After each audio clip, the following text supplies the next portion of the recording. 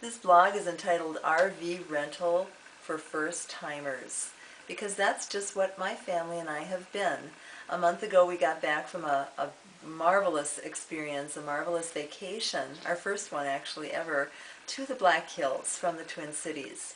We rented an RV also for the first time as we wanted to have, being it was a long stretch of driving, we wanted to have a bed to lay on or a couch to lay on, lay flat, be able to get up and walk around, do our own cooking. And we had never camped before, so we thought that was probably the most luxurious way we could do it without roughing it too much.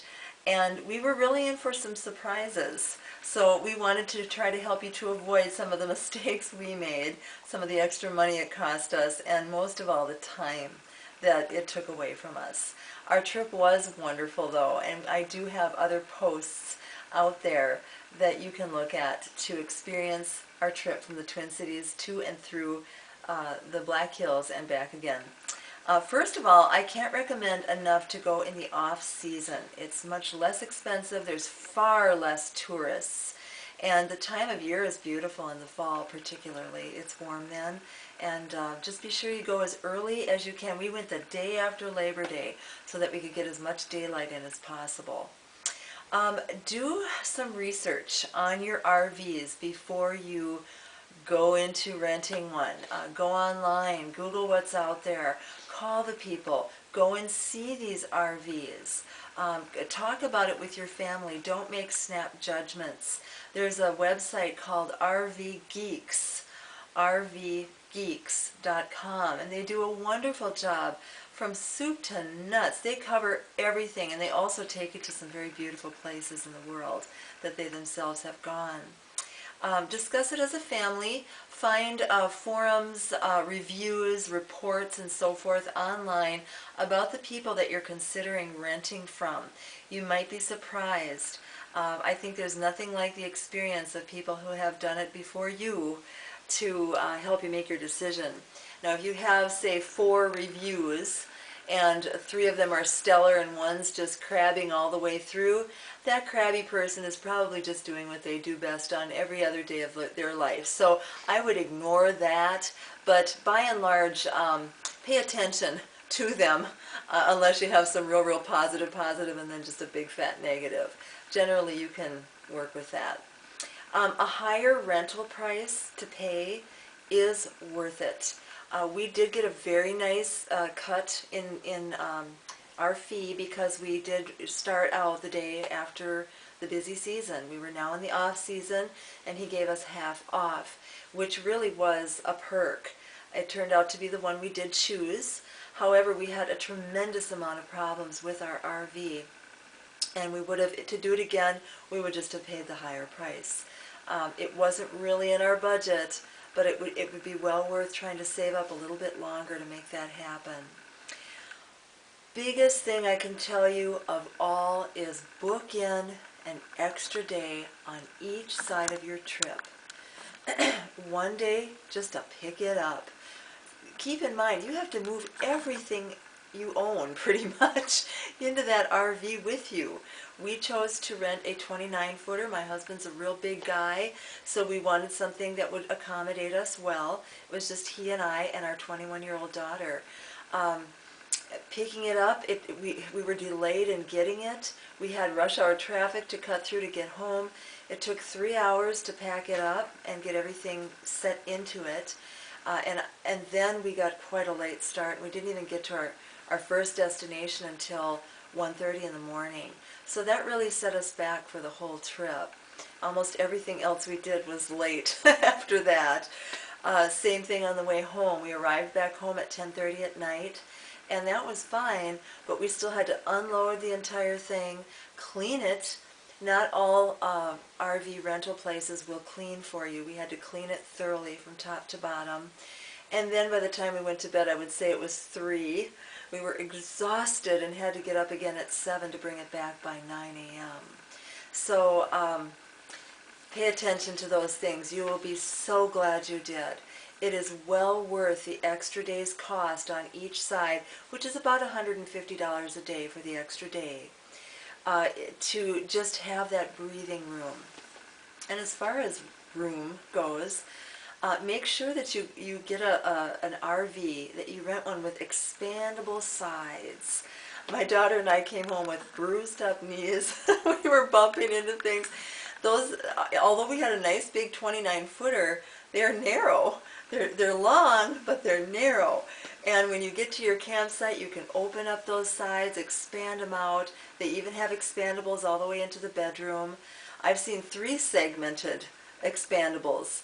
It just depends on how much you want to pay. It's well worth it, particularly if you have children. It gets very narrow in there, and if you're staying there for a long period of time, for us it was 7 days, but even a couple days in an RV, things can get real small. We did real well with each other, but I couldn't have imagined having children on our trip with us, and I know a lot of people do have children when they go. You do have to be 25 or older to drive an RV.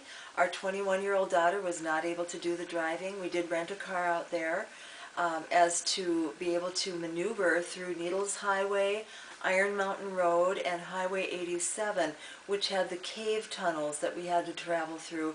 Those will not accommodate an RV, so be sure you're aware of what highways not to drive your RV on, and just rent a car when you get there. It's much easier to travel around and get around a little bit quicker. One thing that I discovered, it was right at the end of the trip actually. I hardly even got to cook. We had brought in so much food, and we actually got to use the stove the very last day before we left. And I noticed that if I took the grates off and the oven racks out and taped down the lid, the cover of the stove, and then if I put towels in all of my bowls and pans, we had quite a ride. That is something that I would recommend right at the onset. I didn't really notice it until I started cooking, how much noise those grates and racks were making, as well as our pans. Also, it would really help to rent an RV that does have shocks, and shocks that work. Ours had neither, so we had a ride that was more like a school bus ride, where, you know, the kids would sit in the back, and every time you go over the bumps, they would bounce as high as they could.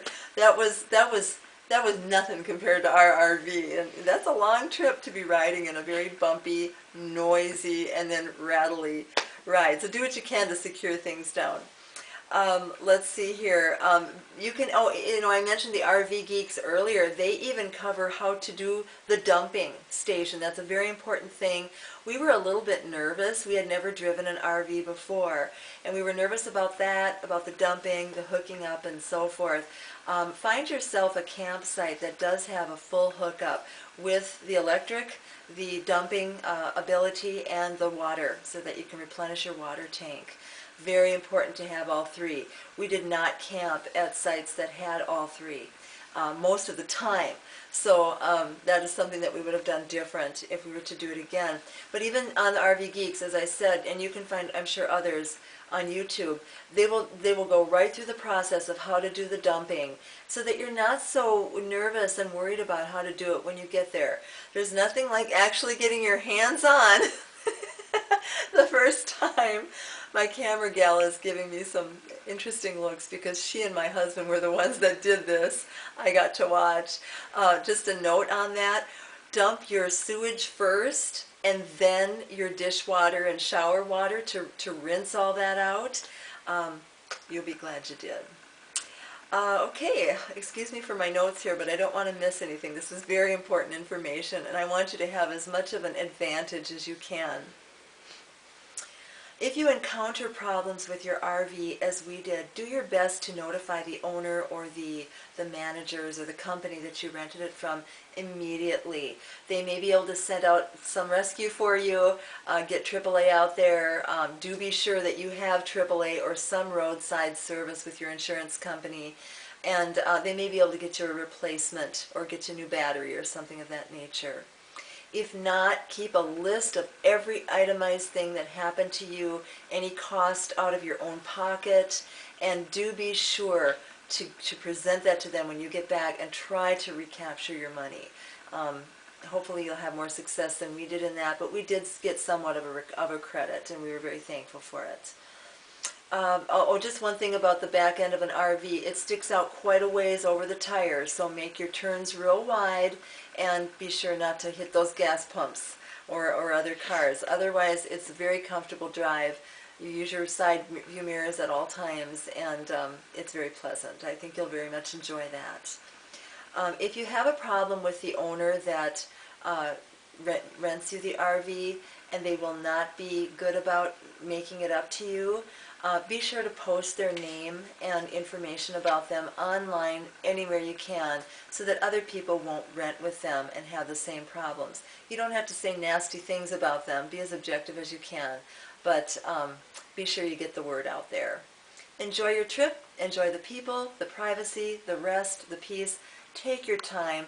Things do happen. It takes a lot longer than you think it's going to.